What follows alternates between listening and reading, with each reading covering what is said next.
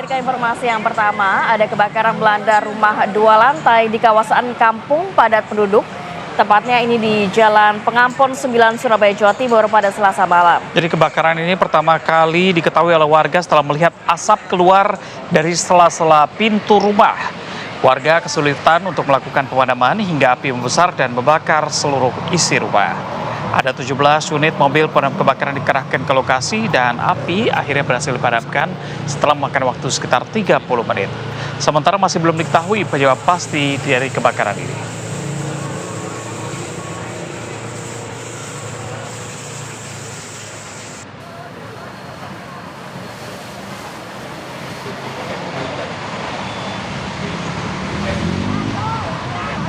Sementara itu di Jakarta Timur, pemirsa, di 2 kelompok pelajar bersenjata tajam melakukan aksi tawuran tepatnya di Jalan Otista, Bidara Cina, Jatinegara, Jakarta Timur pada Selasa siang.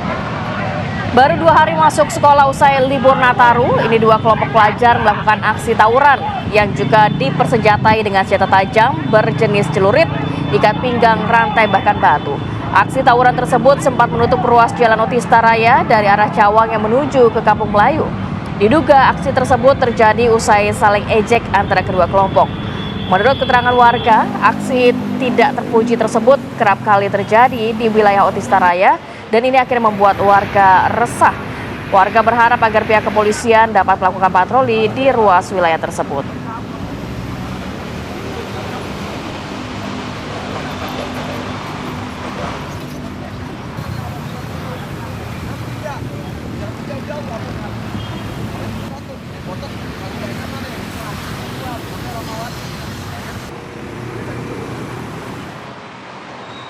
Assalamualaikum, selamat pagi pemirsa. Gimana kabar hari ini? Semoga kabarnya sehat terus begitu ya. Ini juga pagi-pagi walaupun sedikit mendung, kita harapkan Anda tetap semangat begitu. Karena kita sudah menyiapkan sejumlah informasi, salah satunya juga kita akan membahas mengenai sidang Nadiem Makarim. Kayaknya ada disebut-sebut nama Presiden RI ke-7 nih. Nah, itu dia. Katanya ada beban besar perintah untuk digitalisasi. Nanti kita akan bahas sebenarnya kalau misalnya ada tugas dari Presiden ini apakah memang bisa dihukum atau ada bisa peringankan begitu ya. Nanti kita akan bahas selengkapnya. Sekaligus juga ini tahun baru, ternyata ada KUHP baru yang berdampak banyak begitu ya terhadap semua orang. Siri yang ilegal, ini bisa kena pidana ya. Betul, sekaligus juga yang kabarnya tinggal bersama tapi tidak ada hubungan pernikahan itu juga bisa kena nantinya ya. Kita akan bahas selengkapnya, tapi kami masih punya informasi lainnya untuk Anda. Di antaranya ada ini pemirsa, ini ada baku hantam yang melibatkan antara sekelompok pria, tepatnya terjadi di alun-alun Bangkalan, Jawa Timur. Ya, keributan diduga dipicu masalah lahan parkir. Bentrokan terjadi di Jalan Jenderal Ahmad Yani di sisi utara alun-alun Kota Bangkalan. Jadi kedua kelompok ini pemirsa terlihat saling pukul, bahkan mereka juga melemparkan berbagai benda ke arah lawan. Salah seorang diantaranya sempat mengeluarkan senjata tajam dan kondisi ini sempat membuat warga sekitar, pedagang kaki lima maupun pengendara yang melintas ini panik. Bentrokan yang diawali dari cekcok mulut ini diduga kuat karena persoalan lahan parkir. Sementara dari pihak Dinas Perhubungan membantah bahwa insiden ini karena rebutan lahan parkir, namun disebabkan persoalan pribadi yang berujung pada perkelahian.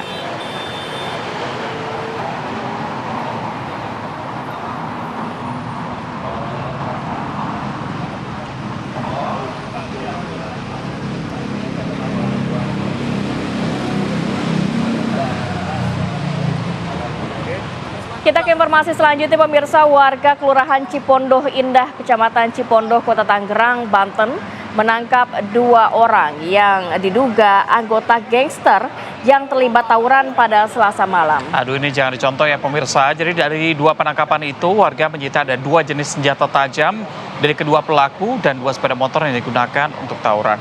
Dari tawuran terdapat 1 orang korban yang mengalami luka serius di sekujur tubuhnya akibat siraman air keras. Keduanya kemudian diserahkan kepada kepolisian untuk dimintai keterangan lebih lanjut. Sementara korban telah dilarikan ke rumah sakit untuk mendapatkan perawatan medis. Ini ada apa ya? Tahun baru tapi banyak tawuran di beberapa titik. Gak cuma di Jakarta tapi beberapa kota lainnya. Dan kadang-kadang tawuran setelah diamankan, kemudian para pelakunya ini biasanya malah justru nangis-nangis meminta maaf. Harusnya dari awal nggak usah melakukan tawuran ya. Penyesalan memang di depan, kalau di belakang, kalau di depan namanya pendaftaran. Ya. Iya kan? Kita ajak Anda untuk ke informasi berikutnya pemirsa. Ini di wilayah lainnya ini terjadi banjir dan juga longsor susulan, tepatnya di Desa Dedalu, Kecamatan Lutawar, Kabupaten Aceh Tengah, Aceh. Air ini ternyata bercampur dengan lumpur yang menimbun rumah warga. Inilah detik-detik longsor yang terjadi di Desa Dedalu, Lutawar, Aceh Tengah di tengah guyuran hujan lebat. Air bercampur lumpur turun dari perbukitan langsung menimbun rumah warga di wilayah setempat. Meski tidak ada korban jiwa, namun banjir dan juga longsor susulan telah menutup kembali akses jalan yang sebelumnya sempat dibuka pasca banjir bandang pada akhir November lalu. Dengan situasi cuaca yang belum menentu, warga berharap agar pemerintah bisa merelokasi mereka ke tempat yang lebih aman. Sebab warga sudah sangat trauma dengan bencana banjir dan juga tanah longsor yang seakan tidak berakhir.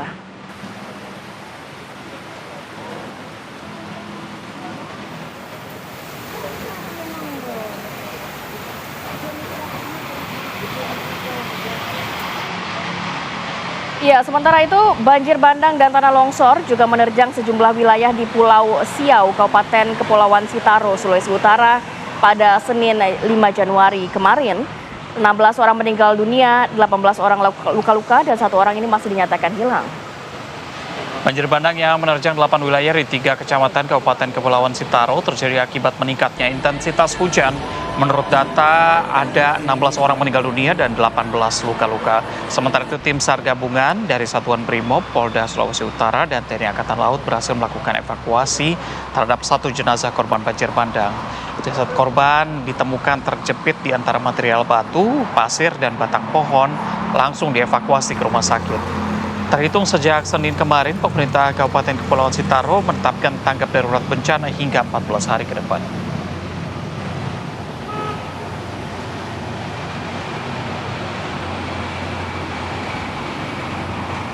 Sementara itu di Pandeglang, Banten, pemirsa, cuaca ekstrim terjadi dalam beberapa hari terakhir. Kondisinya membuat tumpukan sampah dan kayu gelondongan terbawa arus dan menumpuk di sepanjang pantai Labuan dan Carita. Inilah kondisi di wilayah pesisir pantai Pandeglang, tepatnya di Pantai Batako, Kecamatan Labuan, Pandeglang, Banten, yang tertutup hamparan sampah dan juga kayu gelondongan pada Selasa siang. Jadi material sampah dan kayu gelondongan tersebut diduga kuat terbawa arus laut akibat gelombang tinggi yang meluap akibat intensitas hujan yang tinggi. Fenomena ini tidak hanya mencemari kawasan pesisir, tetapi juga berdampak langsung terhadap aktivitas nelayan. Sementara itu, petugas Balawista Kabupaten Pandeglang menyatakan bahwa kayu-kayu gelondongan mulai terdampar akibat terbawa tingginya gelombang laut.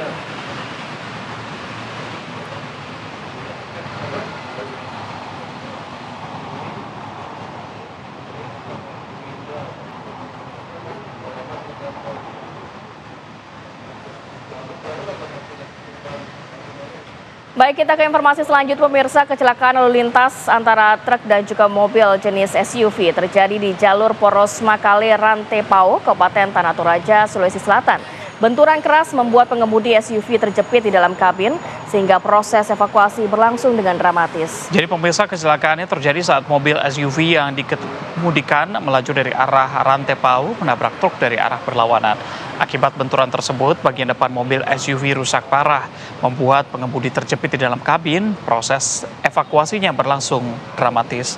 Petugas Satlantas Polres Tanah Toraja bersama dengan TNI dan warga menggunakan linggis dan gergaji mesin untuk memotong bodi kendaraan demi mengeluarkan korban. Pengemudi akhirnya berhasil diselamatkan dan langsung dilarikan ke rumah sakit.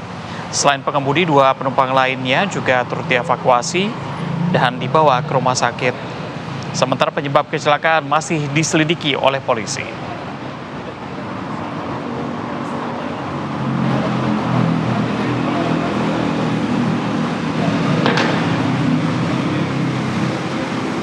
Sementara itu di Madura, Jawa Timur, pemirsa, ini diduga menghindari jalan berlubang, mobil terlibat kecelakaan lalu lintas dengan pengguna sepeda motor mengakibatkan pengendara motor tewas. Insiden berawal saat mobil dari arah utara Omben menuju arah selatan wilayah kota Sampang. Sesampainya di TKP, mobil berupaya menghindari jalan berlubang yang berada di tengah jalan hingga kendaraan melaju ke kanan jalan.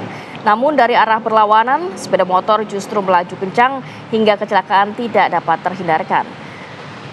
Akibat peristiwa ini, pengendara motor mengalami luka serius dan dibawa ke rumah sakit, namun korban akhirnya meninggal dunia di Rumah Sakit Sampang.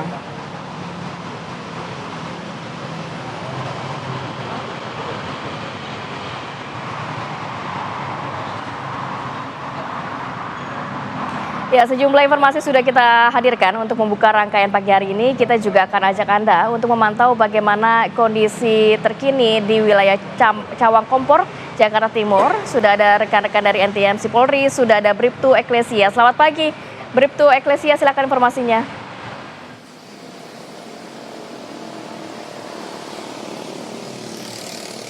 Baik, terima kasih Rati dan Reza. Selamat pagi pemirsa, bersama kami dari NTMC Korlantas Polri akan menginformasikan situasi arus lalu lintas langsung dari kawasan Cawang Kompor, Jakarta Timur. Dapat kita lihat bersama situasi arus lalu lintas pada pagi hari ini tampak cukup ramai dan terus mengalami peningkatan volume arus kendaraan karena bertepatan dengan jam berangkat perkantoran dan juga dimulainya aktivitas masyarakat pada hari ini. Situasi arus lalu lintas dari arah Dewi Sartika yang akan menuju ke arah Kampung Melayu pada pagi hari ini tampak cukup ramai dan tetap kondusif lancar. Perlambatan kecepatan hanya terjadi jelang traffic light saja, selepasnya kendaraan dapat melaju dengan kecepatan normal. Untuk itu kami menghimbau kepada seluruh pengendara tetap bersabar dan berhenti di belakang garis stop pada saat mengantri jelang traffic light. Dan juga di kawasan ini terdapat jalur busway. Kami menghimbau kepada seluruh pengendara untuk tidak menggunakan lajur busway sebagai lajur kendaraan Anda karena dapat membahayakan keselamatan diri Anda. Dan untuk di arah sebaliknya juga tampak cukup kondusif lancar dari arah Kampung Melayu yang akan menuju ke arah Dewi Sartika. Kami menghimbau kepada seluruh pengendara yang melintasi kawasan ini tetap jaga batas maksimal kecepatan kendaraan Anda dan menjaga jarak aman kendaraan Anda dengan kendaraan lainnya. Begitu pula dari kendaraan yang akan menuju ke arah MT Haryono ataupun Halim pada pagi hari ini juga tampak cukup kondusif lancar. Kami menghimbau kepada seluruh pengendara tetap mematuhi rambu lalu lintas serta marka jalan yang berlaku. Dan berdasarkan data IRSMS Korlantas Polri, angka kecelakaan lalu lintas di seluruh Indonesia per 1x24 jam terjadi 227 kasus laka lantas yang mengakibatkan 18 orang meninggal dunia, 33 orang luka berat dan 287 orang luka ringan. Dari kasus laka lantas tersebut 78% didominasi oleh kendaraan roda 2. Untuk itu kami menghimbau kepada seluruh pengendara pastikan selalu meningkatkan konsentrasi Anda pada saat sedang berkendara dan tidak melintas di jalur yang berlawanan arah demi keselamatan diri Anda dan juga pengendara lainnya. Bagi Anda pemirsa yang ingin mendapatkan informasi situasi arus lalu lintas selengkapnya, dapat menghubungi call center kami di 1500669 ataupun melalui SMS center di 9119. Selamat beraktivitas, hati-hati di jalan dan salam presisi. Demikian Bribtu Eklesia melaporkan, kembali kepada Rati dan juga Reza. Silakan. Dari Malaysia terbang ke Bekasi, Bribtu Eklesia, terima kasih. Selamat kembali bertugas ya. Pemirsa, kita ajak Anda untuk jeda sejenak. Usai jeda kami punya informasi Presiden Prabowo Subianto yang menggelar retret kabinetnya, evaluasi pelaksanaan program pemerintah selama 1 tahun dan taklimat awal tahun Presiden Republik Indonesia. Selengkapnya kami hadirkan usai jeda, tetap bersama.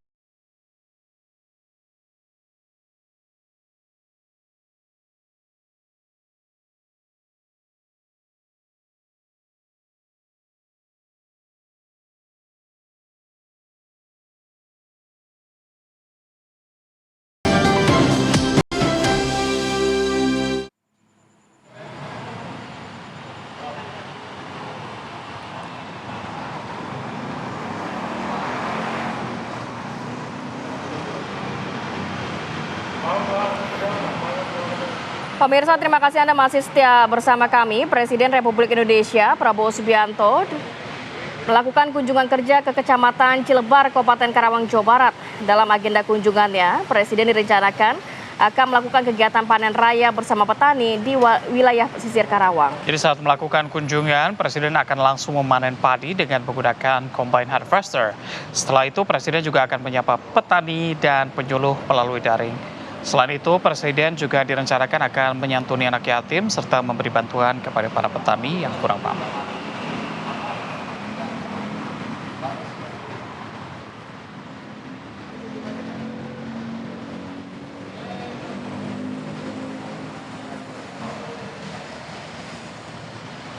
Pemirsa, Presiden Prabowo Subianto kembali menggelar retret. Ini retretnya yang digelar di kediaman pribadi di Hambalang, Kabupaten Bogor, Jawa Barat. Kemarin kita melihat menjelang pukul 12 siang satu persatu pejabat kementerian dan lembaga di Kabinet Merah Putih berdatangan ke Hambalang. Ini taklimat bagi para anggota kabinet yang digelar sejak pemerintahan Presiden Prabowo Subianto hanya berlangsung 1 hari saja. Dalam agenda ini adalah evaluasi pelaksanaan program pemerintah selama 1 tahun dan juga taklimat awal tahun Presiden Republik Indonesia.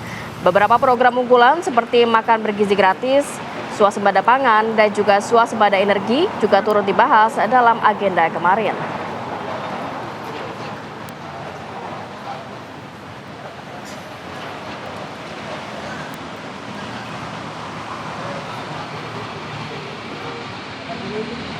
Pemirsa, dalam arahannya kepada para pembantunya di Kabinet Merah Putih, Presiden Prabowo Subianto menyampaikan capaian makan bergizi gratis yang sudah dilaksanakan tepat selama 1 tahun.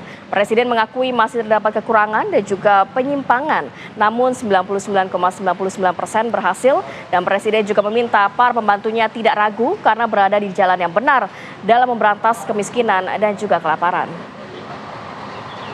Ini adalah 6 Januari 2026 dan kita sudah mencapai hari ini, dilaporkan kepada saya 55 juta penerima manfaat. 55 juta. 55 juta anak-anak Indonesia menerima makan tiap hari. Dan termasuk ibu-ibu hamil. Apakah ada kekurangan? Ada. Dalam usaha manusia sebesar ini, pasti ada kekurangan. Apakah ada penyimpangan? Pasti. Dalam usaha manusia sebesar ini, pasti ada kekurangan dan penyimpangan. Tapi kita bersyukur bahwa kalau kita pelajari dengan objektif statistik, boleh dikatakan bahwa kita 99,99% berhasil. Kita berada di jalan yang benar, di jalan membela keadilan, di jalan memberantas kemiskinan, di jalan menghilangkan kelaparan. Kita berada di jalan yang bersih, yang suci. Kita berada di jalan yang diridhoi oleh Tuhan Maha Kuasa. Saudara-saudara, kita buktikan. Kalau niat kita bersih, niat kita tidak mencuri uang rakyat, kita berbuat untuk kepentingan rakyat, kepentingan bangsa kita, keselamatan bangsa kita, kita tidak perlu ragu-ragu. Presiden Prabowo Subianto menunjuk Menteri Dalam Negeri Tito Karnavian sebagai Ketua Satgas Pemulihan Pasca Bencana Sumatera. Jadi Satgas ini pemirsa dibentuk khusus untuk menangani 3 provinsi di Sumatera, yaitu Aceh, Sumatera Utara, dan Sumatera Barat. Mendagri menjelaskan Satgas tersebut dibentuk untuk mempercepat pemulihan fasilitas umum yang terdampak bencana. Selain itu, Satgas ini juga akan merumuskan kebijakan-kebijakan strategis dalam pemulihan pasca bencana.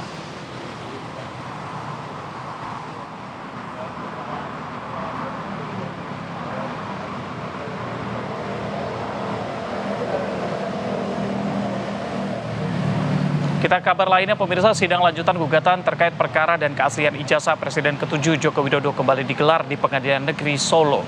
Pihak penggugat menyoroti tidak adanya fisik ijazah asli yang dihadirkan dalam persidangan, sementara pihak tergugat berdalih dokumen tersebut tidak bisa dihadirkan karena disita oleh pihak kepolisian. Sidang lanjutan gugatan dengan tergugat pertama Presiden ke-7 RI Joko Widodo digelar di ruang Suryadi PN Solo pada kemarin. Sidang yang dipimpin Majelis Hakim Ahmad Satibi beragendakan pembuktian untuk tergugat. Kuasa hukum tergugat Jokowi, YB Irfan, menyebut ijazah asli kliennya saat ini berada di tangan penyidik Polda Metro Jaya sebagai barang bukti dalam perkara lain yang melibatkan Roy Suryo DKK. Meski tidak menyerahkan bukti ijazah asli, kuasa hukum Jokowi menyampaikan alasan yuridis mengapa tidak menunjukkan ijazah asli secara langsung kepada hakim. Sementara menurut Muhammad Taufik, kuasa hukum penggugat menyampaikan hingga saat ini bukti fisik ijazah asli Jokowi tidak pernah diperlihatkan di persidangan. Dalam sidang pembuktian, majelis hakim meminta kedua pihak baik penggugat dan juga tergugat untuk memperbaiki bukti dan juga melengkapi dokumen-dokumen pendukung bukti yang telah diajukan ke pengadilan.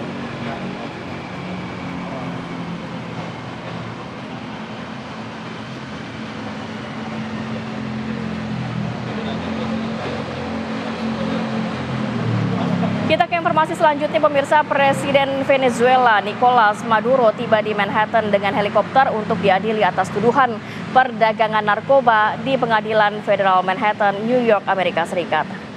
Maduro terlihat turun dari helikopter dengan pengawalan pasukan polisi Badan Pengendalian Narkoba atau DEA. Pejabat Departemen Kehakiman mengatakan bahwa Maduro diperkirakan akan diadili di Pengadilan Federal Manhattan, New York pada Senin. Dalam sidang sebelumnya, Maduro menyatakan tidak bersalah atas 4 dakwaan pidana, termasuk narko, terorisme, konspirasi mengimpor kokain ke Amerika Serikat, serta kepemilikan senjata mesin dan perangkat peledak.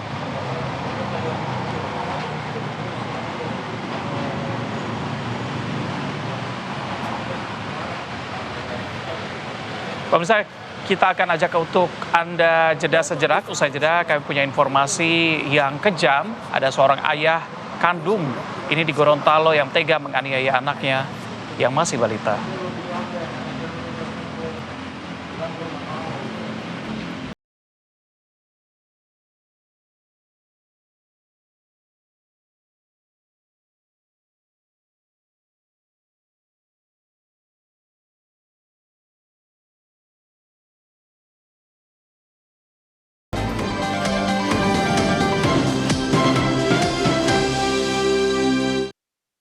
Baik, kita ke informasi selanjutnya, pemirsa. Seorang pemuda tewas usai menjadi korban penusukan di kawasan Kemang, Jakarta Selatan saat malam pergantian tahun. Korban tewas usai mendapatkan perawatan selama 5 hari di rumah sakit. Jadi pemirsa, peristiwa ini berawal saat korban RHM hendak pulang dengan mengendarai mobil bersama dengan beberapa rekannya usai menikmati kemeriahan malam pergantian tahun. Saat melintas di kawasan Kemang, terjadi cekcok dengan 3 orang yang mengendarai motor karena kendaraan keduanya saling bersenggolan. Saat cekcok terjadi, salah satu rekan korban sempat memvideokan wajah para pelaku dan memviralkan di media sosial. Korban yang merupakan warga Depok, Jawa Barat telah dimakamkan pihak keluarga, sementara polisi masih belum memberikan keterangan resmi atas peristiwa ini.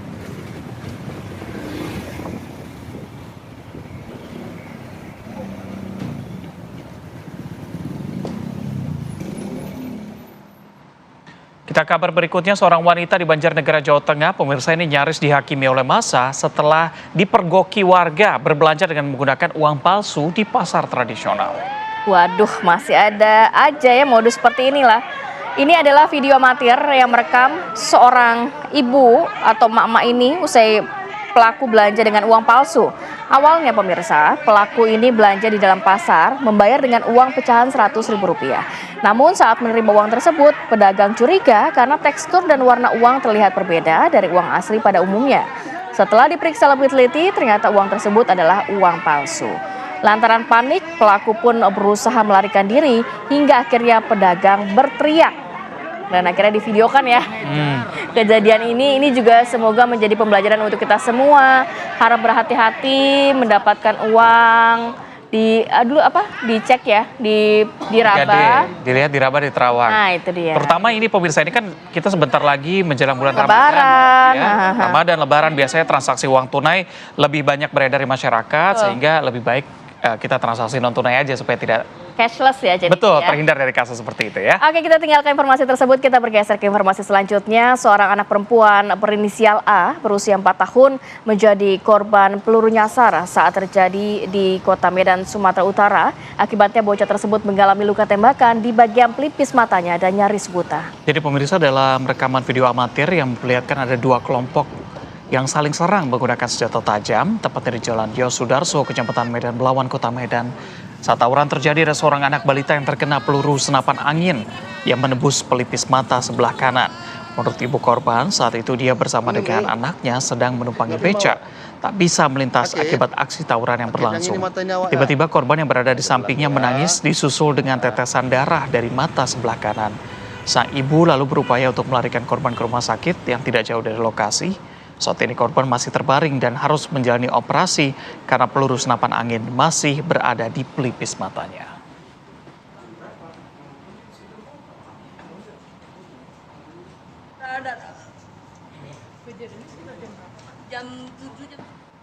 Sakit hati ditinggal sang istri, ayah kandung di Gorontalo aniaya anaknya yang masih balita hingga babak belur.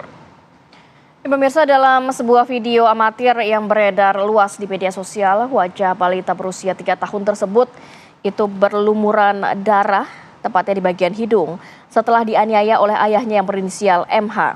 Tidak hanya itu, saat melakukan video call dengan istrinya, pelaku memperlihatkan pisau yang akan ditusuk kepada anaknya yang saat itu sedang tertidur. Perbuatan bejat MH yang menganiaya anak kandungnya itu dilatar belakangi sakit hati terhadap istrinya yang telah pergi meninggalkan rumah. Korban kini sudah dirawat di Rumah Sakit Bayangkara Polda Gorontalo dengan luka lebam di bagian wajah. Sedangkan pelaku MH kini sudah ditahan di Polda Gorontalo untuk menjalani pemeriksaan lebih lanjut.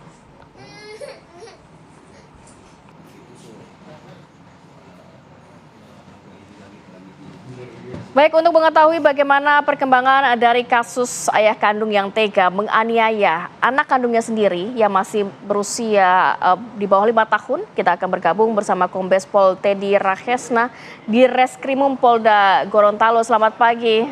Assalamualaikum Pak Dir. Waalaikumsalam warahmatullahi wabarakatuh. Berbicara mengenai, ya, terima kasih waktunya Pak. Berbicara mengenai kasus ini, tadi sudah ada update terkait pelaku yang sudah diamankan pihak kepolisian. Apa yang menjadi motif sang ayah tega? Apakah karena hanya sakit hati kepada istrinya atau mungkin ada pendalaman lain seperti gangguan kejiwaan dan lain sebagainya?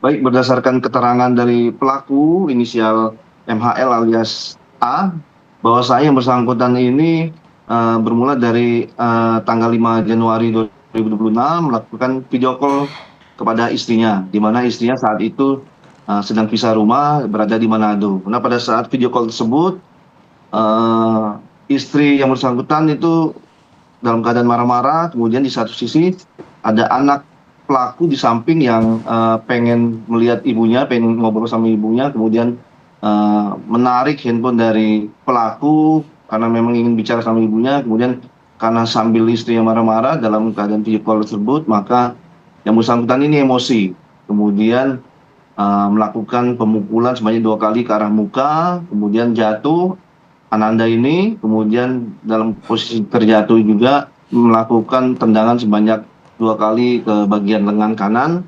Nah, kemudian pada saat itu dalam keadaan posisi masih menyala video call, yang bersangkutan angkat anak kembali ke kursi sofa, kemudian dilakukan pemukulan lagi karena istri yang pada saat itu melakukan video call dalam keadaan marah ataupun emosi. Baik Pak, sebelum kita masuk lebih lanjut, mungkin saya ingin bertanya bagaimana kondisi korban saat ini? Kabarnya kan dirawat di rumah sakit ya? Ya, kondisi korban saat ini dalam keadaan sehat walafiat setelah dilakukan tindakan medis. Untuk sementara kami masih melakukan pendampingan baik itu dari tenaga kesehatan maupun kami beri pendampingan secara psikologis dari Biro SDM Polda Gorontalo.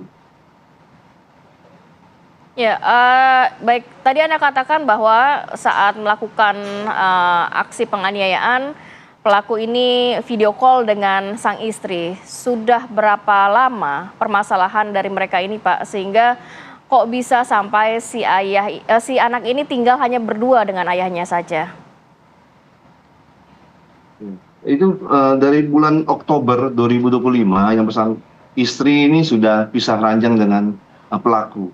Untuk penyebab pisah ranjang ini masih kita dalami untuk penyelidikan lebih lanjut, sehingga ada sekitar November, Desember, ya sekitar 3 bulan sudah pisah ranjang. Oke, berarti sudah tidak tinggal bersama selama 3 bulan ya? Betul. Oke. Ya Pak, ini akhirnya pihak kepolisian dapat mengungkap kasus ini dari mana Pak? Ya, itu jadi ada laporan dari pihak istri, ya. Tidak beberapa lama setelah video call, istri waktu itu karena waktu itu diancam harus pulang pada pelaku. Tidak berapa lama istri melaporkan kepada Reskrim Polda Gorontalo, kemudian dalam waktu beberapa menit pelaku dapat ditangkap di rumahnya.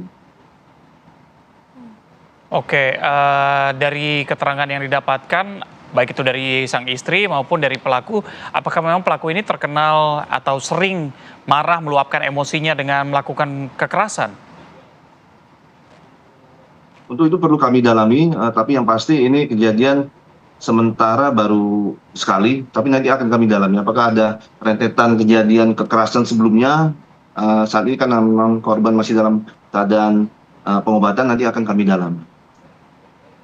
Oke, yang menjadikan alasan sang istri meninggalkan anaknya berdua dengan suaminya apa Pak? Karena kalau Anda bilang sudah 3 bulan begitu, apa alasannya anaknya ditinggal di situ mengetahui sang suami memang mudah sekali emosi? Ya, saat ini belum kami dalami keterangan dari pelaku maupun istri maupun anak maupun saksi-saksi, ini kami masih fokus terhadap dugaan tindak pidana penganiayaan. Tapi untuk motif-motif ataupun penyebab dari istri itu meninggalkan suami dan lain-lain nanti akan kami dalami lagi. Pak, background dari pelaku sendiri apa Pak kesehariannya? Ya, pelaku sendiri pekerjaannya pedagang. Baik, kalau kita melihat di video anaknya ini lebih dari 1 ya Pak ya?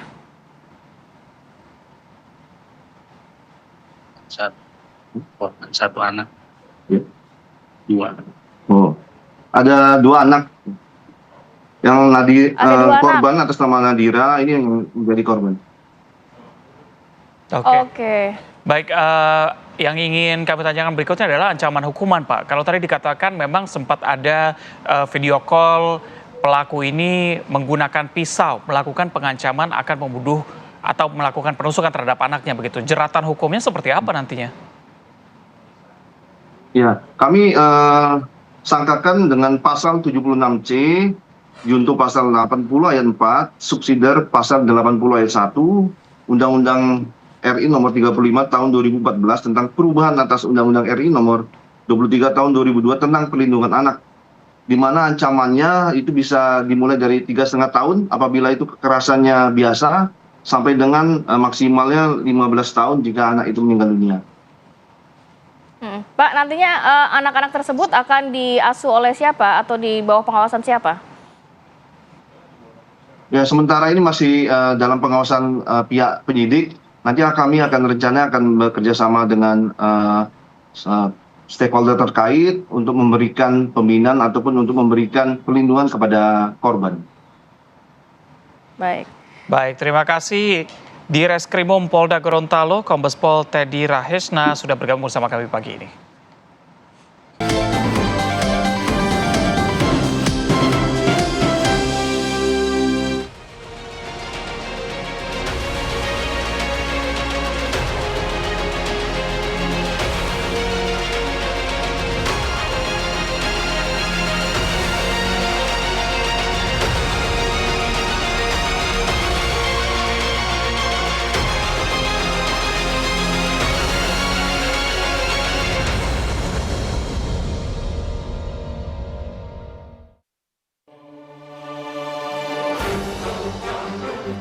Mantan Mendikbudristek Nadiem Makarim menjalani sidang perdananya di Pengadilan Tindak Pidana Korupsi Jakarta Pusat Senin 5 Januari 2025.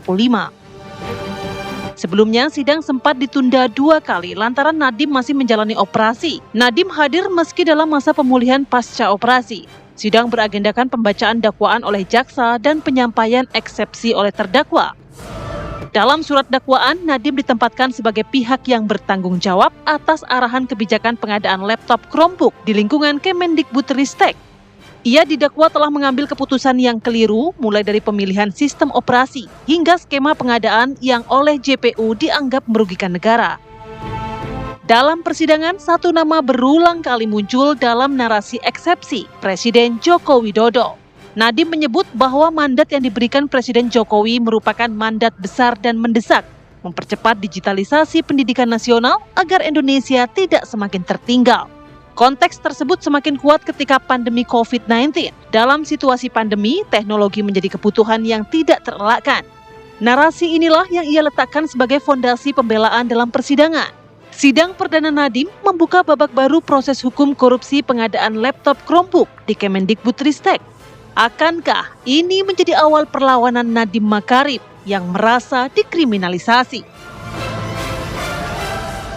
Merugikan keuangan negara sebesar 1.567.888.662.716 rupiah,74 sen berdasarkan laporan hasil audit perhitungan kerugian keuangan negara atas perkara dugaan tindak pidana korupsi program digitalisasi pendidikan pada Kementerian Pendidikan, Kebudayaan, Riset dan Teknologi tahun 2019 sampai dengan tahun 2022 nomor PE .03.03/SR/SP 920 D6/02/2025 tanggal 4 November 2025 dari Badan Pengawasan Keuangan dan Pembangunan Republik Indonesia atau BPKP Republik Indonesia, dan kerugian keuangan negara akibat pengadaan Chrome Device Management (CDM) yang tidak diperlukan dan tidak bermanfaat pada program digitalisasi pendidikan pada Kementerian Pendidikan, Kebudayaan, Riset dan Teknologi Republik Indonesia atau Kemendikbudristek RI tahun 2019 sampai dengan tahun 2022 sebesar $44.054.426 Amerika Serikat.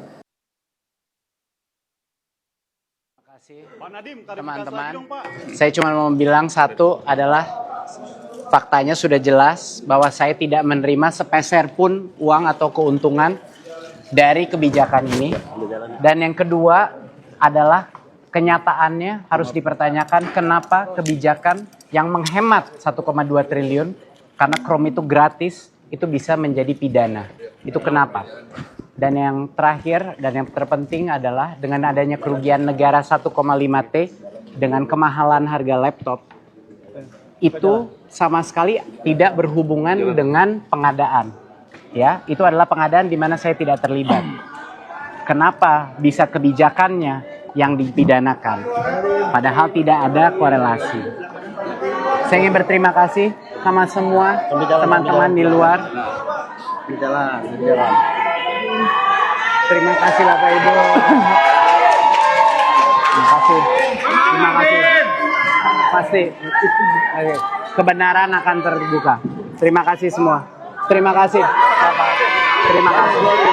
Terima kasih semua. Terima kasih. Terima kasih. Terima kasih. Ya, saya kuat. Saya akan terus pulih. Ya. Terima kasih Bapak. Ya, setelah sudah 2 kali ditunda sidangnya. Karena sakit ya. Karena sakit, begitu ya, pasca operasi juga akhirnya kembali dilakukan sidangnya. Dan banyak hal sebenarnya yang bisa dibahasnya, mulai dari pengamanan ada dari pihak TNI tadi, lalu driver transportasi online yang mendukung di luar sidang. Belum lagi saat berjalan keluar, Nadiem sempat menyatakan 3 poin penting yang disampaikan ya terkait kenapa dirinya hanya menjalankan ibaratnya tugas dari Pak Jokowi. Dan juga sempat kuasa hukumnya juga menyatakan kenapa Nadiem tidak boleh berbicara di publik. Sedangkan para terdakwa lainnya ini tidak ada halangan untuk berbicara di publik. Kita akan bahas bersama dengan narasumber, ada yang hadir ke studio, ada juga yang melalui Zoom ya. Kita sapa langsung yang hadir di studio bersama dengan kami, Abdul Fikar Hajar, pakar hukum pidana Universitas Trisakti. Assalamualaikum, selamat pagi. Waalaikumsalam. Sehat ya Pak? Pagi juga, Alhamdulillah. Nah, yang bergabung bersama kami melalui sambungan Zoom ada Ade Darmawan, Sekjen Pradi Bersatu, dan juga Dodi Abdul Qadir, kuasa hukum dari Nadiem Makarim. Selamat pagi, Assalamualaikum. Selamat pagi, Assalamualaikum Bapak-Bapak. Waalaikumsalam. Selamat pagi, sehat selalu, selamat tahun baru buat terima kasih waktunya. Dan di studio. Baik. Ya, saya mau ke Pak Dodi dulu. Pak Dodi, kita juga menyaksikan langsung bagaimana kemarin sidang perdana yang sempat ditunda 2 kali, kemudian juga beberapa poin yang disampaikan oleh Nadiem saat berjalan keluar, dan juga menyebutkan dalam eksepsinya ini adalah arahan dari Presiden ke-7 Joko Widodo bahwa Presiden Jokowi memberikan saya tugas yang berat dan penting untuk melaksanakan program digitalisasi. Kenapa nama-nama Pak Jokowi ini dibawa-bawa oleh Pak Nadiem? Pak Dodi, silakan. Ya tentunya ya Bu, karena Pak Nadiem Makarim ini kan didakwa sebagai menteri, ya, menteri dari kabinet yang dibentuk oleh Presiden Jokowi saat itu. Nah tentunya ini berkaitan dengan mens rea, ya, dasar daripada suatu tindakan yang dilakukan, yaitu membuat kebijakan, membuat peraturan menteri. Ya, sebenarnya ini harus diperjelas, publik harus paham bahwa yang mendasari dakwaan adalah tindakan Nadiem Makarim di dalam membuat peraturan menteri, di mana di dalam peraturan menteri tersebut terdapat 11 lampiran, ya, dari standar pengadaan barang-barang yang diatur di dalam peraturan menteri. Nah, 11 lampiran ini, satu diantaranya adalah memuat standar pengadaan untuk alat-alat teknologi informasi dan komunikasi. Nah, sebagai menteri, ya, merupakan konsekuensi logis bahwa tugasnya harus berdasarkan kepada program yang disusun oleh pemerintah, yang dalam hal ini kepala pemerintahannya adalah presiden. Nah, dengan demikian, apa yang dilakukan oleh Pak Nadiem adalah suatu tindakan yang sudah sah sebagai tindakan formal sebagai menteri saat itu, karena programnya adalah mengikuti program yang dibuat oleh Presiden Jokowi. Itu sebenarnya sesuatu hal yang justru membuktikan bahwa tindakan Pak Nadiem ini bukan tindakan yang didasarkan oleh niat jahat atau adanya unsur kepentingan pribadi. Jadi apa yang dilakukan adalah satu program formal daripada kabinet yang dibentuk oleh Presiden Jokowi saat itu. Dan tadi dijelaskan secara lugas bahwa apa yang dilakukan oleh Pak Nadiem adalah program Presiden Jokowi saat itu di bidang pendidikan. Ini juga sudah menunjukkan bahwa apa yang dilakukan oleh Pak Nadiem sudah tepat. Karena Pak Nadiem sebagai Menteri Pendidikan melaksanakan arahan Presiden Jokowi di bidang pendidikan. Lalu apa yang kemudian menjadi pertanyaan dari latar belakang Pak Nadiem menyebut bahwa apa yang dilakukan adalah berdasarkan arahan Pak Jokowi. Justru ini sudah tepat dan menjawab keraguan apakah tindakan Pak Nadiem ini adalah merupakan motivasi pribadi untuk mengambil keuntungan atau ada konflik of interest. Jadi jelas bahwa dengan keberanian Pak Nadiem menyebut bahwa apa yang dilaksanakan ini adalah merupakan program kerja kabinet yang dibentuk oleh Pak Jokowi, ini menunjukkan bahwa tidak ada mens rea, bahwa apa yang dilakukan oleh Pak Nadiem adalah melaksanakan program Presiden Jokowi.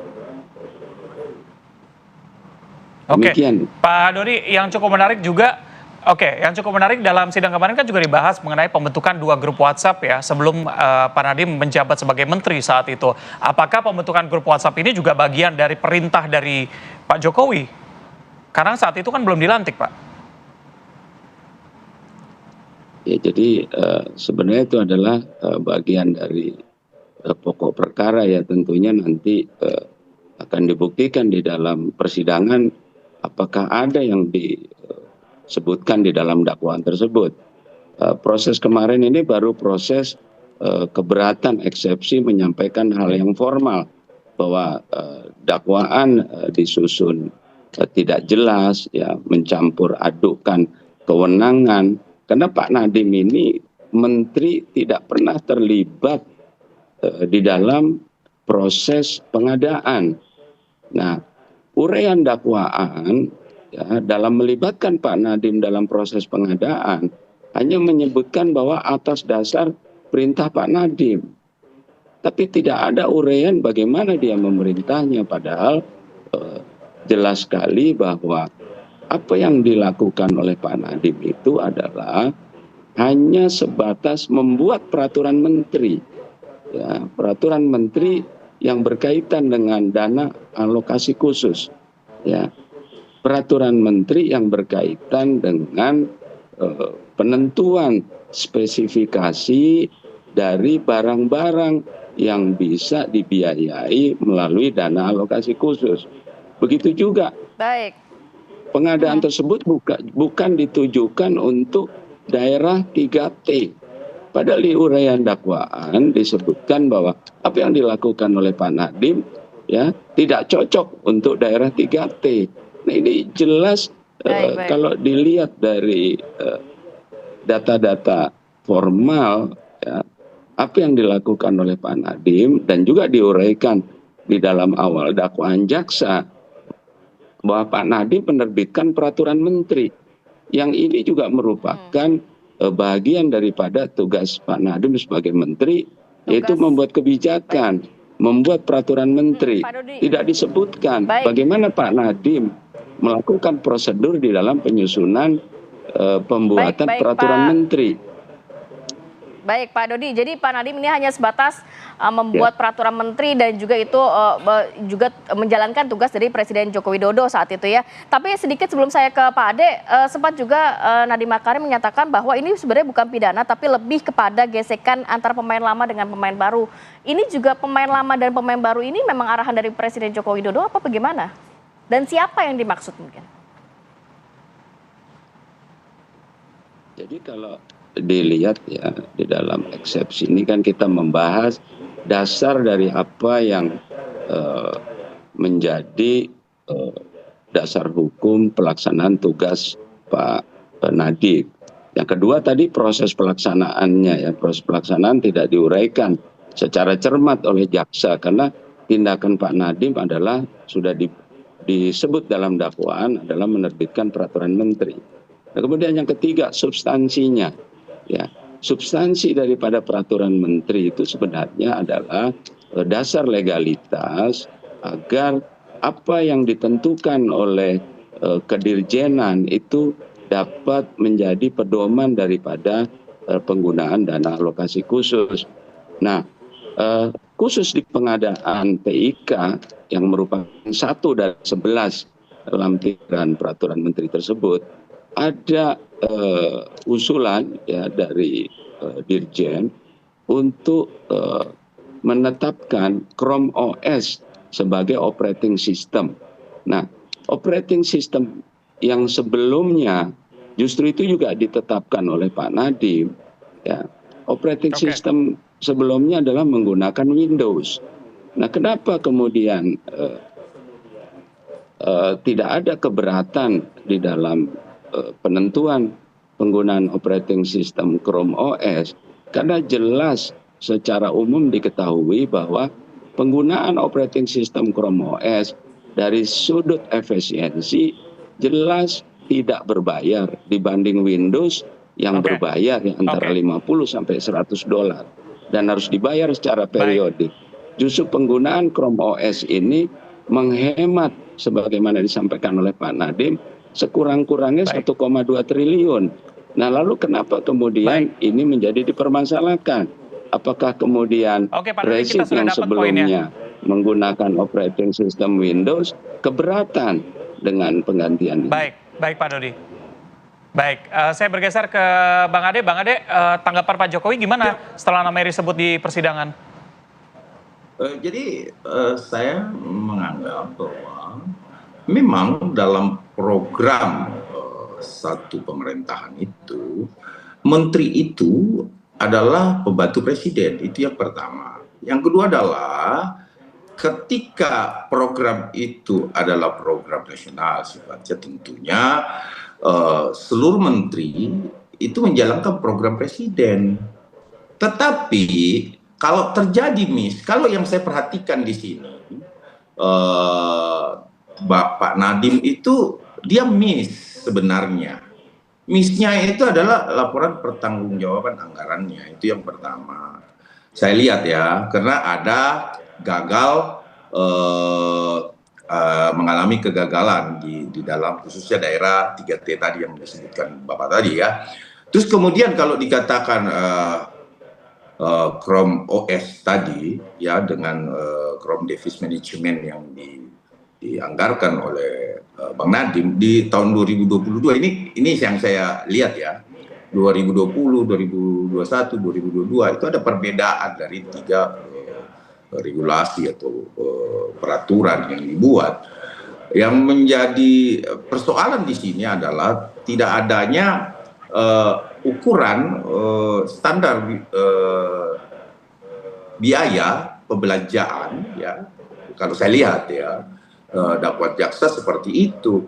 Terus kalau dikatakan bahwa ada penghematan 1,2 T, segala sesuatu yang sudah dikeluarkan regulasinya ya, untuk bisa katakanlah 1 T, terus kemudian kita mampu menghemat, sama Bang, saya rasa Bang sebagai lawyer mengetahui itu bahwa ketika dia kurang dari harga, bukannya diuntungkan negara karena tidak dibelanjakan, tetapi itu merupakan satu kesalahan bagaimana bisa dipertanggungjawabkan, karena apa yang sudah di-plotting itu kan tidak bisa lagi untuk dikembalikan. Disitulah dikatakan bahwa dana yang sudah memang, kalau memang menurut Bang Nadiem adalah, oh ini kan tidak merugikan, ya betul, tetapi tidak boleh kurang dan tidak boleh lebih.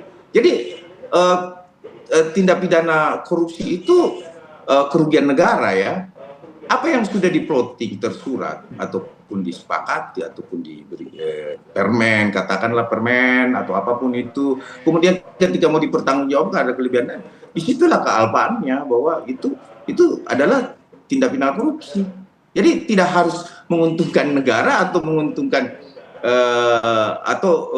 markup ya. Jadi kalau ada lebih maupun kurang, setahu saya di pemerintahan begitu, tidak boleh, dia harus pas rigid gitu loh. Gak boleh kita bahwa oh lebih murah pakai ini, nggak bisa. Apalagi ada kegagalan di dalam daerah tertentu ya, yang sudah dianggarkan. Nah itu juga menjadi persoalan di situ. Saya perhatikan seperti itu. Itu yang saya pelajari. Tapi terlepas dari itu, untuk Bapak Insinyur Joko Widodo disebut-sebut, saya rasa memang tidak ada masalah. Tidak mungkin kan presiden memberikan suatu tugas kemudian menyampaikan bahwa kamu harus irit, harus markup, kan nggak ada seperti itu. Bahwa program itu terus berjalan, kemudian memang daerah 3T tadi yang disebutkan itu adalah kemudian itu tidak layak untuk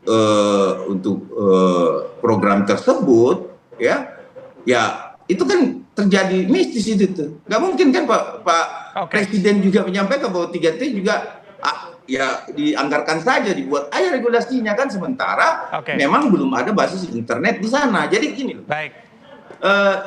apapun yang dilakukan kebijakan kementerian sebagai pelaksana program, presiden kan tidak pernah memerintahkan kepada mereka ini ada anggaran kamu korupsi, kan nggak ada seperti itu. Jadi intinya seperti itu. Jadi saya kurang kalau di bawah-bawah saya rasa kurang fair lah ya.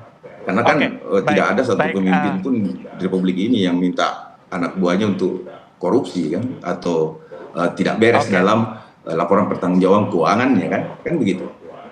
Ya, siap Bang Ade. Mungkin saya ke Pak Fikar. Ini yang cukup menarik adalah kan dikatakan tadi perintah dari Presiden. Lantas pertanyaan dari publik sebenarnya apakah perintah langsung dari Presiden ini, which is si Menteri ini pembantu dari Presiden, bisakah dijerat dengan hukum ketika melaksanakan tugasnya? Mungkin bisa dijawab usai jeda. Tetap bersama kami ya. Apa kabar Indonesia Pagi?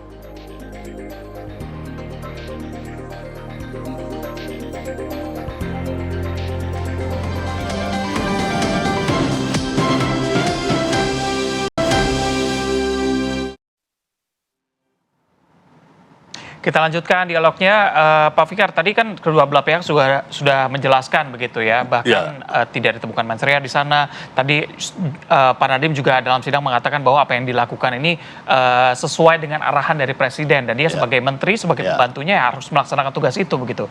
Jadi seperti apa? Apakah ini bisa dijerat juga dengan hukum?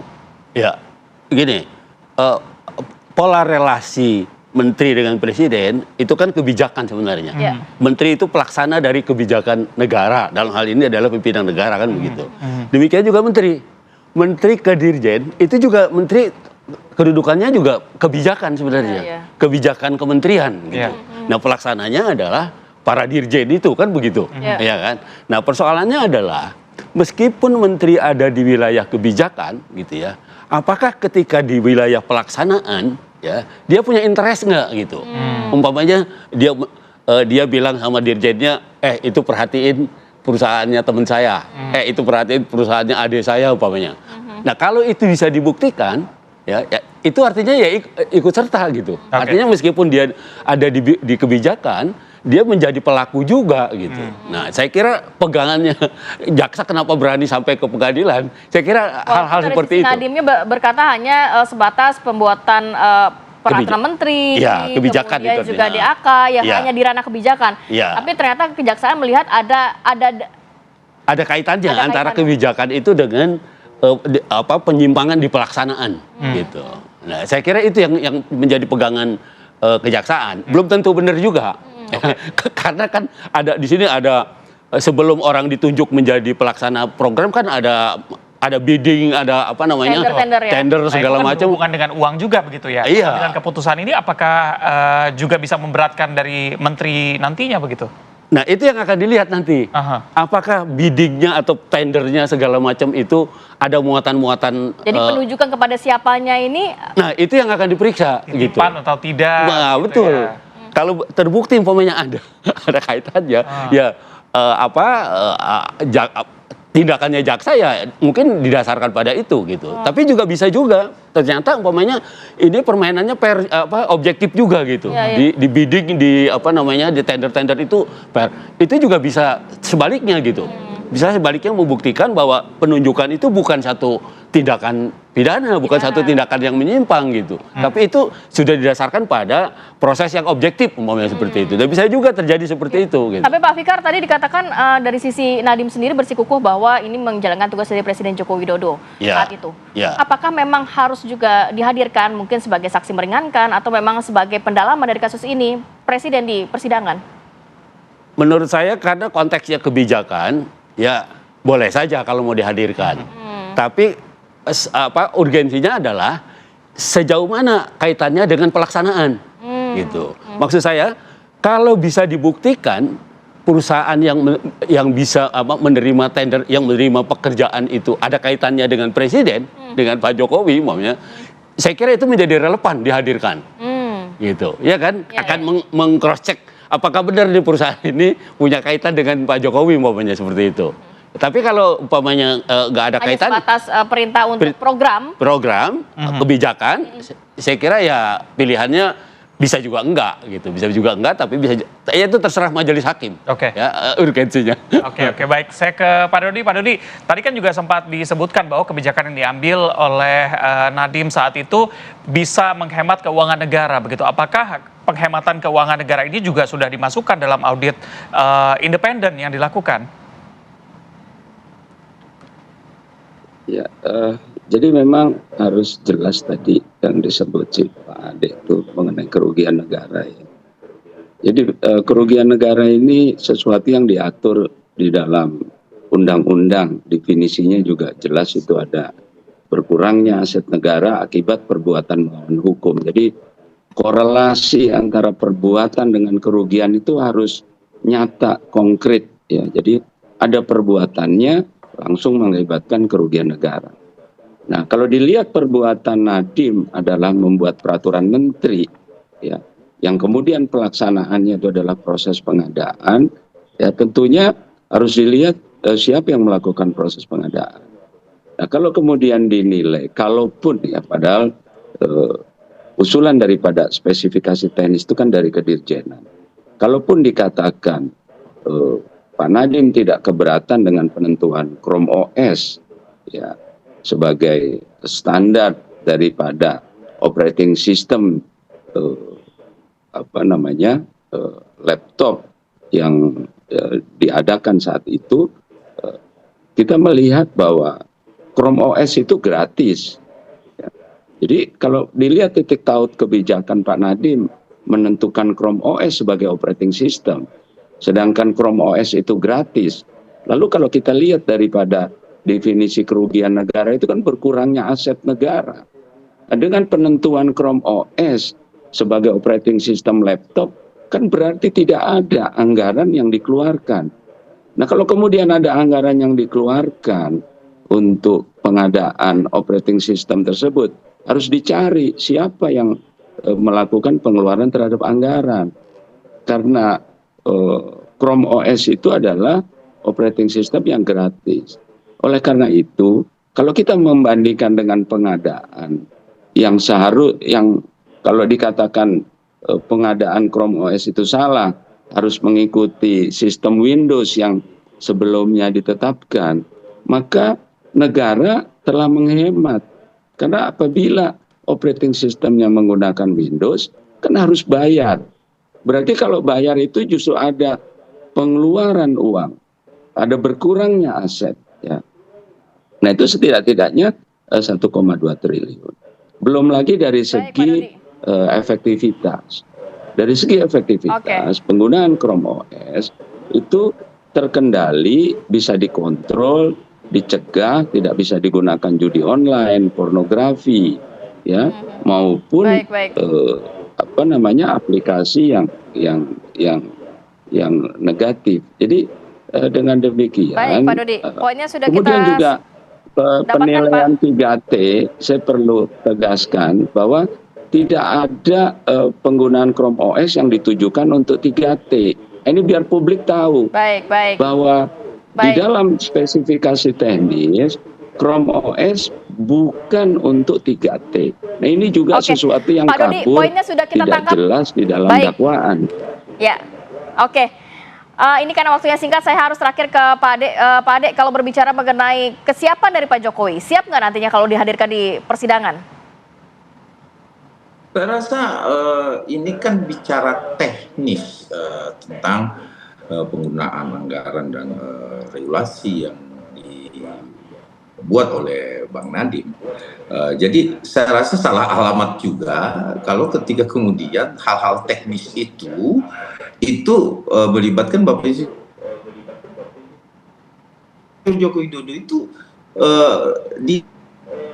dia memiliki program, pemerintah itu memiliki program ya, pembantunya itu menteri-menterinya. Nah,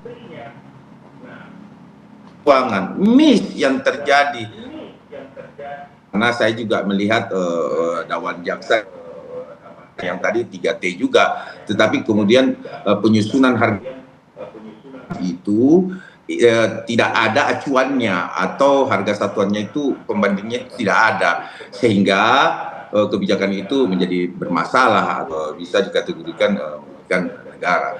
Namun pun seperti itu, saya rasa Pak Nadiem juga harusnya tidak terlibat di sini. Kenapa? Karena ini bicara teknis pelaksanaan ya, pengadaan, terus dan lain sebagainya. Cuman ya, tapi kalau berbicara Bapak Insinyur Joko Widodo itu jauh sekali, Mbak. Jadi tidak bisa kita karena Pak Jokowi pada saat menjadi presiden dia tidak berbicara teknis, dia berbicara program yang harus dijalankan pada saat itu oleh menteri-menterinya gitu.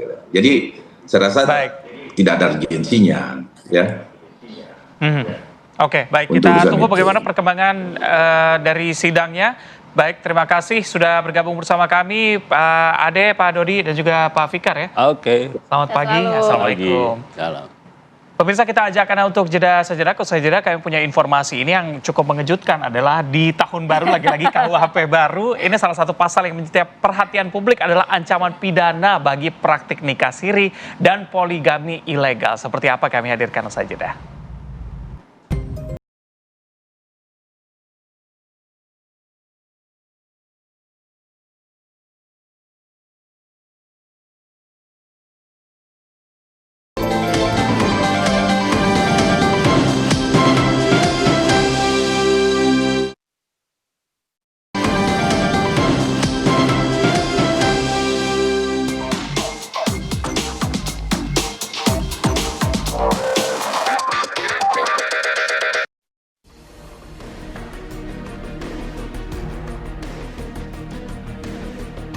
Dalam Kitab Undang-Undang Hukum Pidana atau KUHP baru, negara menegaskan pentingnya pencatatan perkawinan sebagai bentuk perlindungan hukum, terutama bagi perempuan dan anak. Perkawinan yang tidak dicatatkan secara resmi termasuk praktik nikah siri, berpotensi dipidana jika menimbulkan kerugian atau dilakukan dengan unsur kesengajaan melanggar hukum. Tak hanya itu, praktik poligami yang dilakukan tanpa memenuhi ketentuan perundang-undangan juga masuk dalam kategori tindak pidana. Pelaku terancam hukuman penjara hingga 6 tahun, sebuah ancaman pidana yang jauh lebih berat dibanding ketentuan sebelumnya. Pemerintah menegaskan peraturan ini bukan untuk mengkriminalisasi ajaran agama, melainkan memastikan kepastian hukum serta mencegah penyalahgunaan praktik perkawinan yang merugikan pihak lain. Di sisi lain, kebijakan ini memicu perdebatan. Sebagian kalangan menilai aturan tersebut berpotensi berbenturan dengan praktik sosial dan keagamaan yang telah lama berlangsung di masyarakat. Lantas sejauh mana negara berhak mengatur ranah perkawinan yang juga menyentuh wilayah agama dan adat? Dan apakah aturan ini benar-benar mampu memberikan perlindungan hukum yang lebih adil? Tim TV One mengabarkan.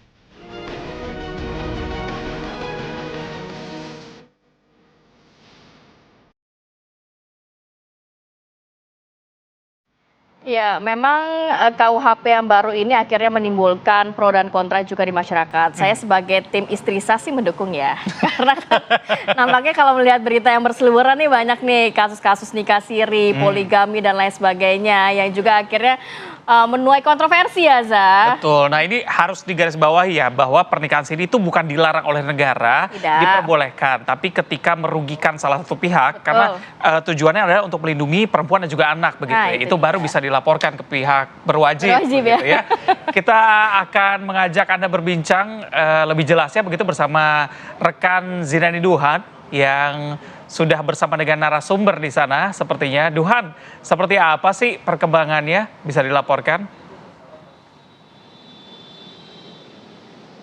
Ya, Reza, Rati, dan juga pemirsa, Anda kembali di Apa Kabar Indonesia Pagi on location bersama saya Zinani Duhan dan mengabarkan langsung dari halte Transjakarta Bundaran HI Astra, yang mana juga dalam beberapa hari terakhir ini ramai sekali diperbincangkan bahwa Undang-Undang KUHP yang baru ini disahkan. Terdapat beberapa pasal yang cukup kontroversial, salah satunya ini ada pasal 402 yang menyebutkan bahwa mengatur larangan melangsungkan perkawinan ketika terdapat penghalang yang sah, dan juga saat ini perkawinan yang dilakukan poligami seperti itu ini sudah bukan lagi masalah perdata namun juga ada pidananya. Nah, ini juga yang ramai diperbincangkan oleh masyarakat karena jika suami atau istri yang sah ini melaporkan, maka sang pelaku perkawinan ini nantinya dapat dijerat oleh pidana. Tidak main-main hukumannya, ada yang 4 tahun, ada yang 5 tahun, ini tergantung dari 2 atau beberapa pasal yang berbeda dari 402 hingga pasal 405. Nah, saya akan mengajak Anda untuk membahasnya lebih lengkap ini bersama Profesor Neng Jubaidah, ini selaku pakar hukum keluarga dari Universitas Indonesia. Selamat pagi, Prof. Selamat pagi. Assalamualaikum warahmatullahi wabarakatuh. Saya associate profesor, bukan profesor. Baik.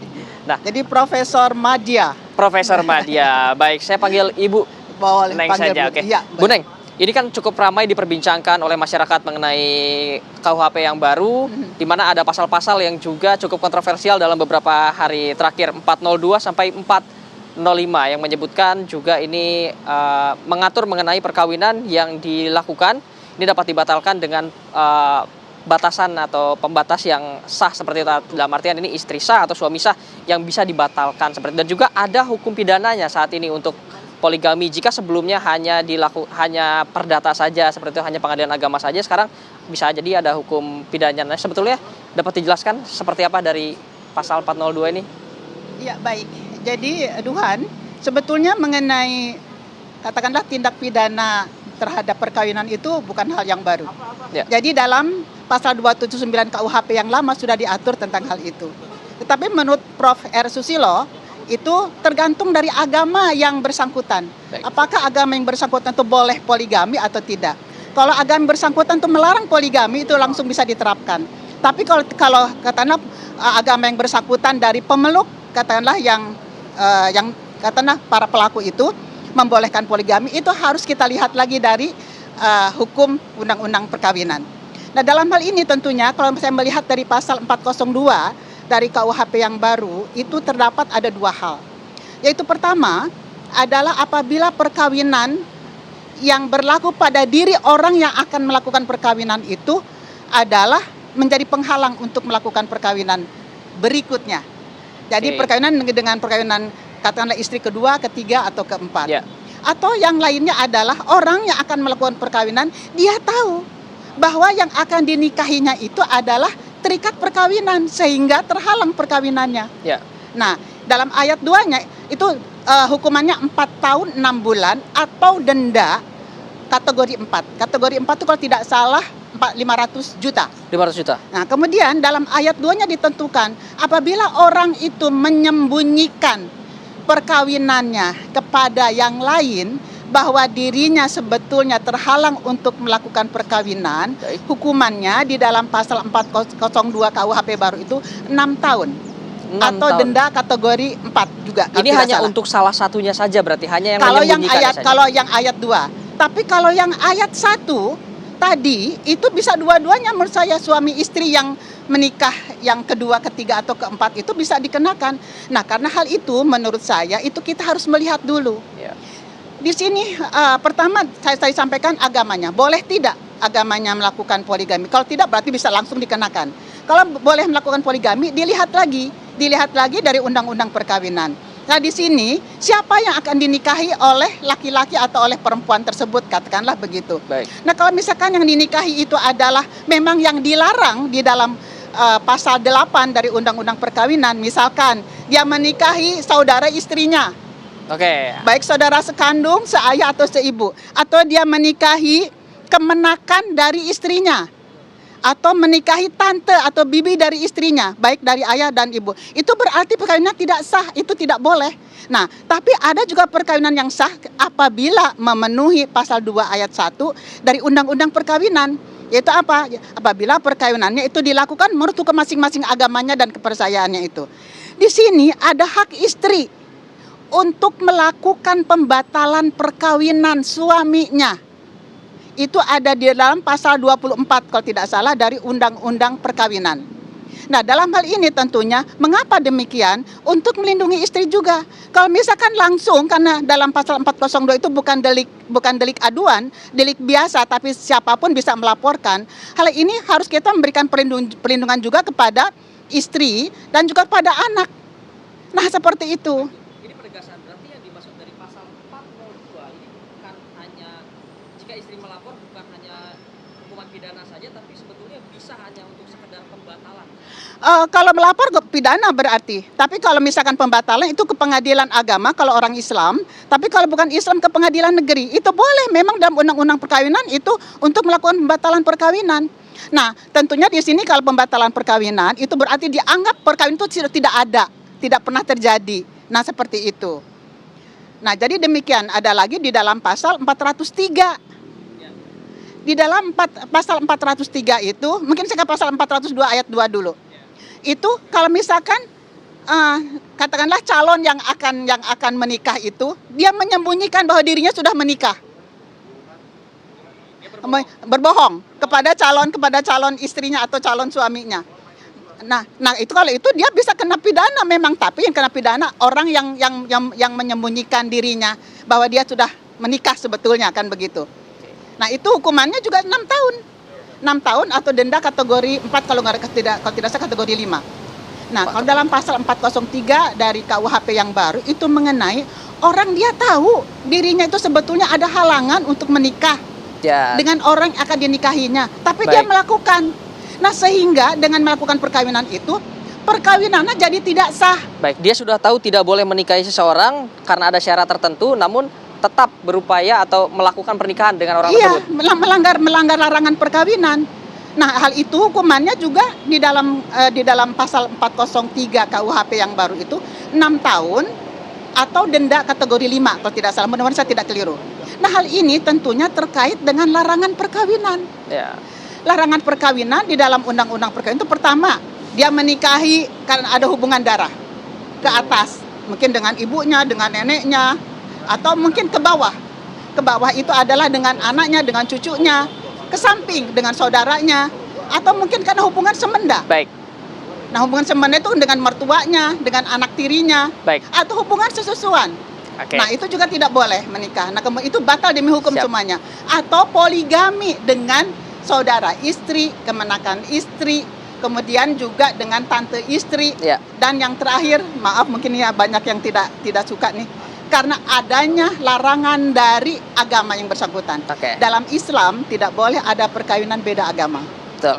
Ya. Oke, baik. Siap. Ini pembahasan yang sangat menarik pemirsa, bahwa memang ini dapat dibedah lebih dalam lagi karena dari KUHP ini dapat menyambung juga ke dalam undang-undang perkawinan yang menyebutkan dari lebih detailnya sendiri siapa saja yang terlibat, lalu apa saja hukumannya. Nah, selanjutnya nanti di segmen selanjutnya saya akan bertanya kepada Ibu Neng ini mengenai studi kasus seperti apa, karena juga di Indonesia ini cukup banyak yang juga melakukan nikah siri. Lalu jika sudah terlanjur melakukan nikah siri, nantinya undang-undang KUHP yang mana yang berlaku? Apakah di saat tanggal nikah sirinya menggunakan undang-undang yang lama atau undang-undang baru yang sudah diberlakukan? Namun jangan kemana-mana, saat lagi kami akan bahas, tetap di Apa Kabar Indonesia Pagi.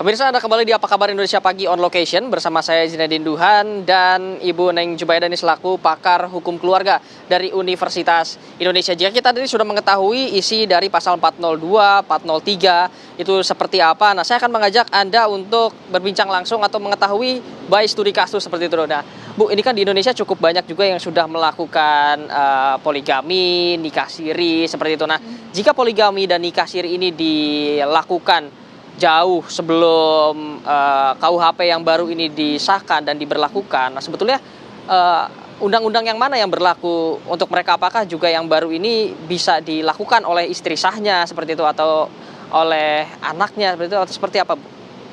Sebetulnya mengenai tindak pidana kejahatan atau kejahatan perkawinan itu sudah ada dalam KUHP yang lama.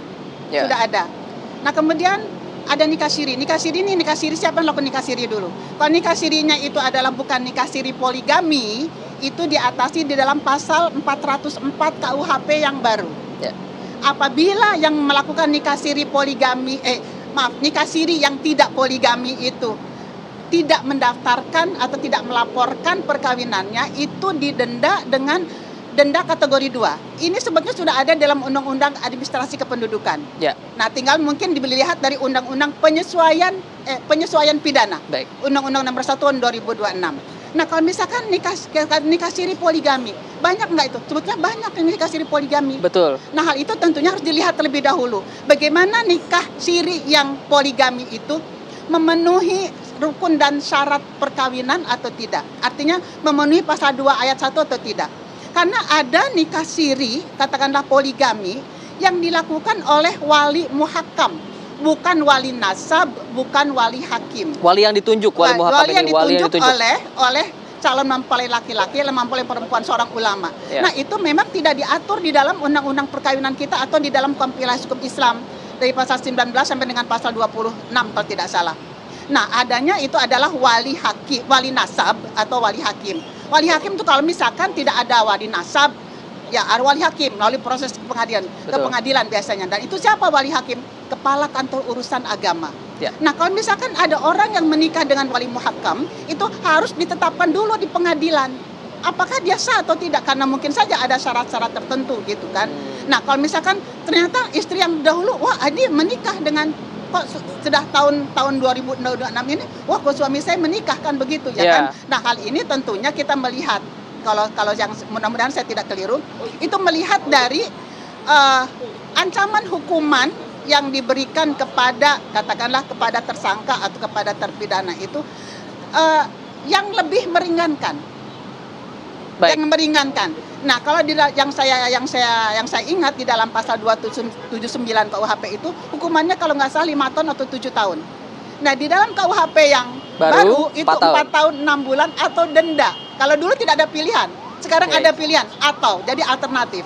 Nah, seperti itu. Baik, berarti hukumannya kalau mengacu dari hukuman yang lebih ringan maka mengacu kepada KUHP yang baru. KUHP yang baru. Iya. Seperti itu. KUHP yang baru. Oke. Nah, ini jika kasusnya seperti ini, misalnya seorang laki-laki sudah beristri, berkeluarga, lalu dia menikah siri dengan perempuan lain, ternyata juga sudah memiliki keturunan, seperti itu yang jelas tidak tercatat juga dalam agama. Nah, ini apa yang bisa dilakukan seperti itu untuk melakukan pencatatan atau mungkin apakah jika sudah memiliki anak seperti itu, perkawinannya masih bisa dibatalkan sesuai dengan asas yang tadi. Nah, jadi seperti ini. Jadi begini, itu namanya nikah siri poligami. Ya. Harusnya suami istri yang bersangkutan mengajukan permohonan isbat nikah atau penetapan perkawinan ke pengadilan agama kalau Islam. Tentunya dengan mengajukan termohon, ya istri terdahulu sebagai termohon.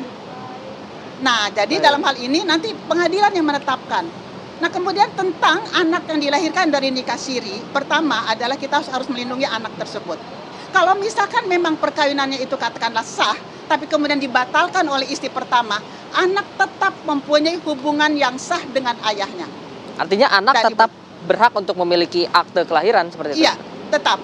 Nah, kalau akte kelahiran itu lain lagi, nanti ada dalam akta nikah siri ya, lain lagi itu akta kartu keluarga nikah siri itu atau ada aturan tersendiri. Tapi dalam hal ini kalau misalkan si istri yang pertama ini berhasil membatalkan perkawinan suaminya, itu anak tetap mempunyai hubungan nasab dengan ayahnya dan juga apalagi dengan ibunya. Itu ada di dalam pasal 28 Undang-Undang Perkawinan dan di dalam pasal 75 dan 76 dari kompilasi hukum Islam. Jadi anak tidak boleh dirugikan. Oke, artinya sang anak masih dapat diwalikan oleh ayah kandungnya dan juga mendapatkan hak waris dari ayah kandungnya. Oh iya. Karena kalau misalkan jangan disamakan anak hasil nikah siri dengan anak hasil zina. Betul. Kalau anak hasil zina itu tidak dapat menjadi ahli waris dari ayahnya. Ya. Hanya menjadi ahli waris dari ibunya. Jadi tapi anak hasil zina dapat memperoleh bagian harta peninggalan dari ayahnya itu berdasarkan wasiat atau wasiat wajibah atau hibah.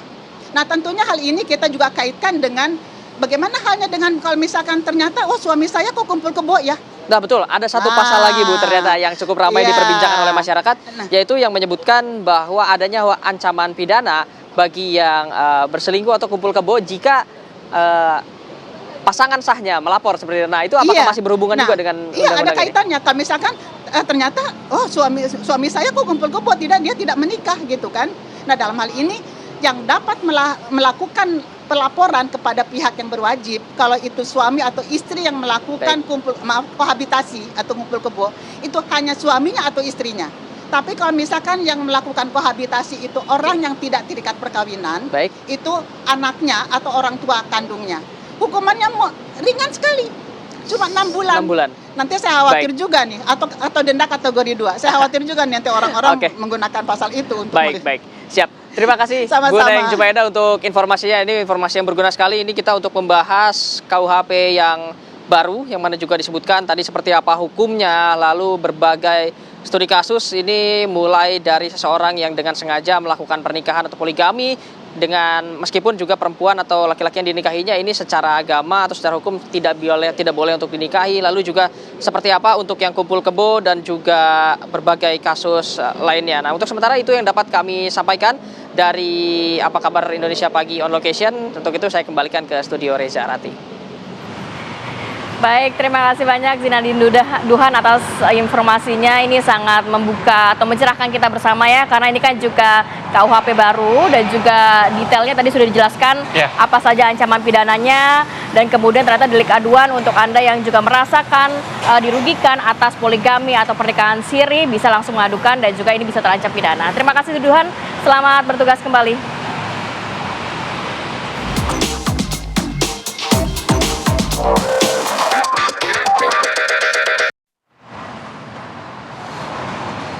Ya, seperti biasa pemirsa, setelah ini kami punya kabar viral untuk Anda. Ini ada diduga pencuri sapi terdeteksi oleh pemiliknya saat sedang mengangkut hasil curian. Sapi tersebut ternyata pakai GPS. Waduh, keren amat sapinya nih. Lokasinya di mana? Kira-kira seperti apa? Kami hadirkan usai jeda, tetap bersama kami ya.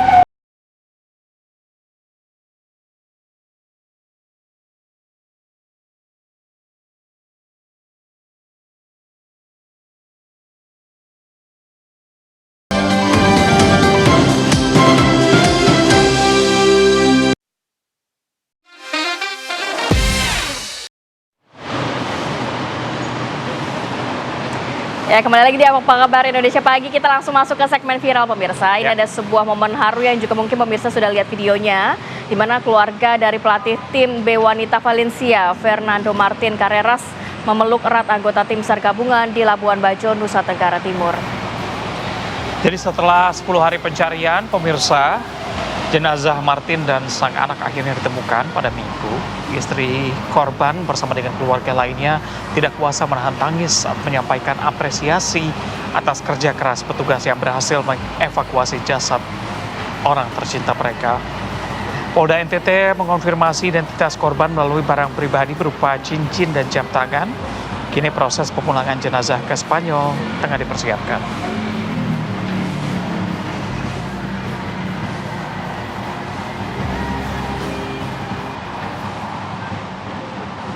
Kita kabar viral lainnya pemirsa, ini insiden lalu lintas yang mencekam terjadi di kawasan Caman, Bekasi Barat pemirsa.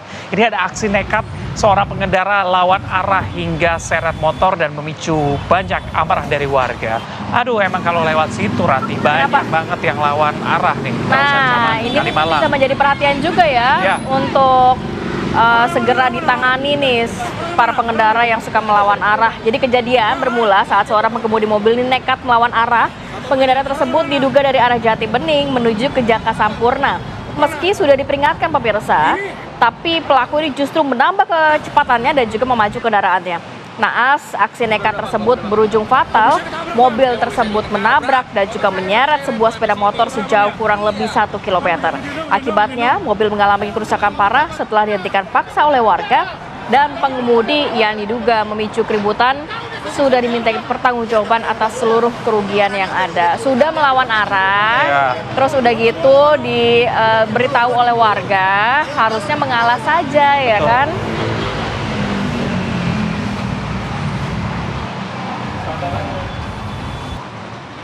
Ya, pemirsa, ada sebuah rekaman CCTV memperlihatkan betapa pentingnya kewaspadaan saat berkendara di area perumahan yang padat dengan persimpangan gang. Kita lihat ya pemirsa, jadi peristiwa ini bermula saat sepeda motor muncul dari arah gang secara tiba-tiba. Ngebut banget dari dari arah selatan menuju timur terkejut dengan jarak yang terlalu dekat membuat pengendara tidak sempat menghindar. Akhirnya terjadi tabrakan di sana. Jadi melihat kejadian tersebut, warga dengan sigap langsung membantu mengevakuasi korban. Ini langsung memicu komentar dari warganet mengenai etika berkendara, terutama kewajiban untuk berhenti sejenak sebelum dari keluar gang untuk lihat dulu kondisinya seperti apa, jangan ngebut. Kalau berbelok memang harus pelan-pelan ya, dan juga kalau memang yang jalannya lurus, ya jangan terlalu kencang lah. Ini kan di komplek perumahan, biasanya ada batasan untuk kecepatan kendaraan. Apalagi kadang-kadang juga banyak anak kecil yang main ya kalau di gang begitu ya. Terus jangan lupa pakai helm, Bu. Itu dua-duanya gimana sih? Nggak ada yang pakai helm. Kita ke kabar viral berikutnya, Anda akan menyaksikan pemirsa detik-detik pelacakan sebuah mobil bak hitam bernomor polisi DA8710LB yang mengangkut sapi hasil curian. Ini lokasinya di Kalimantan Selatan, kita lihat. Ya, ini karena kesal ternaknya sudah sering hilang, akhirnya sang pemilik akhirnya memutuskan untuk memasang perangkat GPS pada seluruh hewan peliharaan miliknya. Jadi berkat teknologi sekarang, posisi pelaku ini langsung terdeteksi secara akurat saat beraksi. Jadi tidak butuh waktu lama, pencuri pun berhasil dicegat bersama barang buktinya di tengah jalan. Tidak ada kata damai, pemilik menyatakan akan melaporkan kejadian ini ke pihak kepolisian untuk diproses secara hukum. Ya, akhirnya sapinya bisa kembali kepada pelukan sang pemilik ya. Sapi aja bisa dilacak, coba ibu-ibu mungkin mau beli GPS-nya. Siapa? Buat hewan peliharaan. Oh, hewan peliharaan di rumah. Karena kalau kucing, ya kucing saya dulu pernah kabur karena saya nggak pakai GPS waktu itu. Tapi jangan suami yang mungkin dilacak. Nggak boleh dong. Dari dipakai GPS. Kan harus saling percaya sama suami. Baik, kita tinggalkan informasi viral tadi, kita bergeser ke informasi selanjutnya. Inilah detik-detik proses pemasangan jembatan darurat di Corong Subarang, Nagari Malalak Timur, Kabupaten Agam. Kita bisa lihat pemirsa ada sejumlah alat berat seperti ekskavator dan juga roller dikerahkan ke lokasi untuk percepat proses penyambungan akses yang sempat terputus. Jadi jembatan ini dipasang secara presisi oleh petugas di lapangan untuk memulihkan mobilitas warga serta distribusi logistik di wilayah Malala. Antusiasme warga juga terlihat di lokasi. Ini mereka menyaksikan langsung jalannya pekerjaan dengan harapan akses transportasi dapat segera normal. Hingga kini pekerjaan masih terus dikebut demi kenyamanan masyarakat Kabupaten Agam.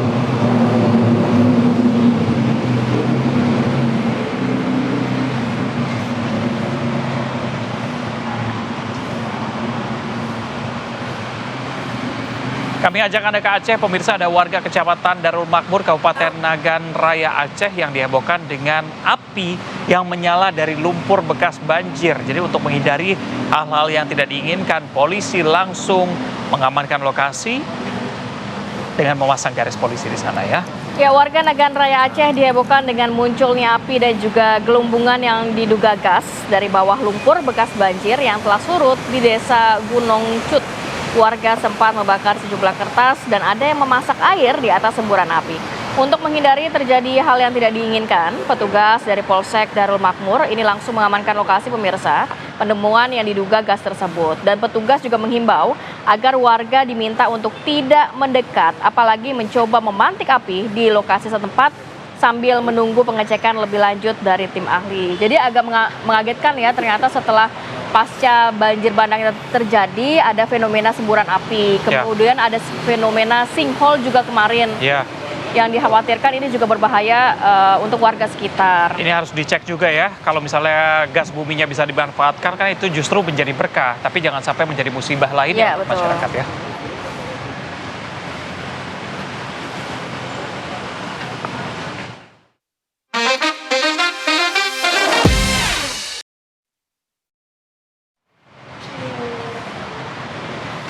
Ya, informasi viral tadi juga harus menutup jumpa kita kali ini. Sesaat lagi ada program Hidup Sehat. Akhir kata saya Kamarati Kusuma. Saya Reza Baluel, terima kasih. Sampai jumpa.